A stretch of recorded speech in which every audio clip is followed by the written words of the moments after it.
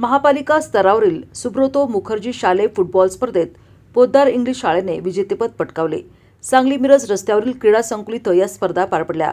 15 वर्षाखालील गटात अंतिम सामना पोद्दार स्कूल विरुद्ध अल्फोन्सा स्कूल यांच्यात चुरशीनं खेळला गेला।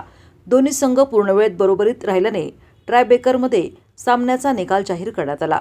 त्यात 4-3 असा विजय पोद्दार शाळेनं मिळवला। दुसऱ्या गटातील मुलींच्या 17 वर्षाखालील स्पर्धेत पोद्दार स्कूलने केम्ब्रिज इंग्लिश स्कूलचा 0-1 गोलने पराभव करून विजेतेपद पटकावत दोन्ही गटातील सुब्रतो मुखर्जी ट्रॉफीवर आपले नाव कोरले। महापालिकेच्या वतीनं या स्पर्धा घेण्यात आल्या। स्पर्धेचे संयोजन सांगली जिल्हा फुटबॉल असोसिएशनच्या वतीनं करण्यात आले।